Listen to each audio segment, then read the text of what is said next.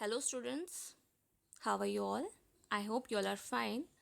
In previous class we have finished preparing of soil. हमने soil को previous class में तैयार किया था, ठीक है. अब soil के तैयार होने के बाद का क्या काम होता है वो हम देखेंगे. उसके बाद आता है मैन्योरिंग. मैन्योरिंग क्या होता है? After the soil has been prepared, जब सॉइल तैयार हो जाती है, the next step is manuring. Next step क्या होता है? Manuring. It is the process of adding nutrients to the soil in the form of manure and fertiliser. ये एक प्रोसेस होता है जिसके अंदर आप सॉइल के अंदर फर्टिलाइजर्स यानी कि खाद वगैरह को ऐड करते हो. These nutrients are necessary for the growth of plants. जो फर्टिलाइजर्स एंड मैन्योर हैं ये प्लांट्स की ग्रोथ के लिए बहुत ज़्यादा इंपॉर्टेंट होते हैं. Next, manure. अब मैन्योर क्या होता है? It is the natural substance made by the natural decomposition of cattle dung, human waste and plant residue. Manure क्या होता है? ये एक नेचुरल सब्सटेंस है, यानी कि आप नेचुरली खुद भी बना सकते हो. जैसे हम लोग घर में भी अपनी क्यारियों में लगाते हैं. इनमें क्या होता है? आप नेचुरली डिकम्पोज करते हो कैटल डंग, यानी कि आपके जो एनिमल्स होते हैं लाइक काउ बफेलो, उनका जो डंग होता है, गोबर होता है. ह्यूमन वेस्ट, इंसान जो हम लोग वेजिटेबल पील या फिर फ्रूट्स पील को फेंक देते हैं, आप उसे यूज़ कर सकते हो. इसके अलावा जो प्लांट्स का बाकी का रेसिड्यू पार्ट होता है आप उसे यूज़ करते हो. इसमें क्या होता है? This waste is put in pit in open places and allow to decompose. इसे हम खुले में रख देते हैं और इसको हम डिकम्पोज होने तक छोड़ देते हैं, ठीक है, जब तक ये थोड़ा छोटे छोटे पार्टों में टूट जाता है. Decomposition is done by micro organism. जो डिकम्पोजिशन का पार्ट होता है वो माइक्रो ऑर्गेनिज्म हमारे बैक्टीरियाज कंप्लीट करते हैं. The matter so obtain contains nutrients and use as manure. फिर उसके बाद जो हमें मैटर मिलता है उसे हम as a manure, as a खाद यूज करते हैं. Okay, it is also called as natural fertiliser. इसीलिए हम इसे प्राकृतिक खाद भी कहते हैं. Next is fertilisers. फर्टिलाइजर्स क्या होते हैं? When cultivation is done and large field. अभी क्या था, आप नॉर्मली घरों में जब बात कर रहे हो, ठीक है, घरों की क्यारियों में बात कर रहे हैं, हम अपने गमलों में लगाते हैं.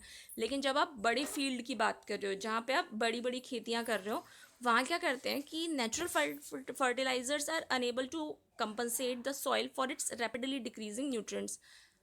अब वहाँ पर जब आप लगातार खेती कर रहे हो, ठीक है, अब ऐसा तो है नहीं कि आप खेती करना बंद कर दोगे एक के बाद अपने एक लंबा गैप दे दिया ताकि सॉइल आसानी से अपने न्यूट्रिएंट्स को बैकअप कर सके. नहीं, हम लोगों को लगातार ही खेती करनी है. तो इस प्रोसेस के थ्रू, नेचुरल फर्टिलाइजर्स के थ्रू, हम उसके बॉडी सॉइल में जो भी आपका न्यूट्रिएंट्स कम हुए हैं, डिक्रीज़ हुए हैं, हम उनको कंपनसेट नहीं कर पाते. उसके लिए हम क्या करते हैं? उसके लिए हम आर्टिफिशियल फर्टिलाइजर्स यूज़ करते हैं, ठीक है. Some such fertilizers are urea, potash, superphosphate, ammonium phosphate and NPK. NPK means nitrogen phosphorus potassium, यानी कि हम आर्टिफिशियल फर्टिलाइजर्स के रूप में इनको यूज़ करते हैं. Next is difference. आपको मैन्योर, यानी कि मैन्योर आपकी जो नेचुरल फर्टिलाइजर हैं एंड फर्टिलाइजर जो आपके आर्टिफिशियल फर्टिलाइजर्स हैं उनमें डिफरेंस बताना है. ओके, और ये आपको लर्न भी करना है. It is very important. First is it is natural and made from plants and animals waste. Okay, fertiliser में क्या होता है? It is made from chemicals, यानी कि ये केमिकल्स से बना होता है. Second is it improves the soil texture so water retention capacity become better.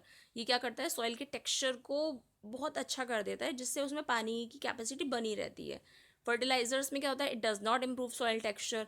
आप इसमें केमिकल्स तो मिला रहे हो पर इसमें सॉइल के टेक्सचर में कोई इंप्रूवमेंट नहीं आता, ठीक है. It is less rich in plant nutrients. ये लेकिन क्या होता है कि इसमें उतने न्यूट्रिएंट्स नहीं होते हैं. बट जो आर्टिफिशियल फर्टिलाइजर्स होते हैं, it is rich in plant nutrients like nitrogen, phosphorus and potassium. क्योंकि आप इसमें वही डाल रहे हो तो जाहिर सी बात है ये उसमें रिच होंगे. ओके.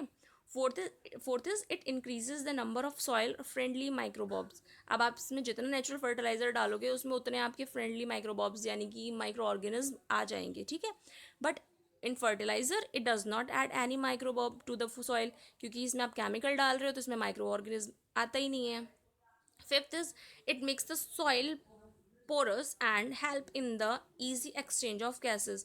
क्योंकि इसमें क्या होता है? सॉइल थोड़ी अच्छा टेक्सचर आ जाता है. सॉइल में काफ़ी सारे कह सकते हैं होल्स जैसे पोरस बहुत महीन से हो जाते हैं जिससे इसमें इजीली गैसेस एक्सचेंज हो सकती हैं. But fertiliser do not have this quality. Fertiliser में क्वालिटी नहीं होती है. Six is it is less expensive and biodegradable, यानी कि ये बहुत कम महंगा होता है, क्योंकि ज़्यादा महंगा नहीं होता. एंड बायोडिग्रेडेबल का मतलब है आसानी से ये डिकम्पोज हो जाता है, ये सॉइल को ज़्यादा नुकसान नहीं पहुंचाता, but it is expensive. Fertilisers expensive होते हैं, ये नॉन बायोडिग्रेडेबल होते हैं, यानी कि ये सॉइल में मिक्स होने के बाद ऐसा नहीं है कि एक टाइम पे ख़त्म हो जाएंगे, या फिर ये भी कह सकते हैं कि ज़्यादा मात्रा में अगर आपने इसे यूज़ किया तो ये आपकी सॉइल को हार्म भी कर सकते हैं। Okay, next is homework time. Learn the difference between manure and fertilisers. आपको मैन्योर और फर्टिलाइजर्स का डिफरेंस लर्न करना है, क्योंकि एग्जाम्स में डेफिनेटली आता है। And next is name some artificial fertilisers. आपको आर्टिफिशियल फर्टिलाइजर्स के नेम बताने हैं। Okay, urea, potash, nitrogen, phosphorus, super phosphorus. Okay, I hope you like the class.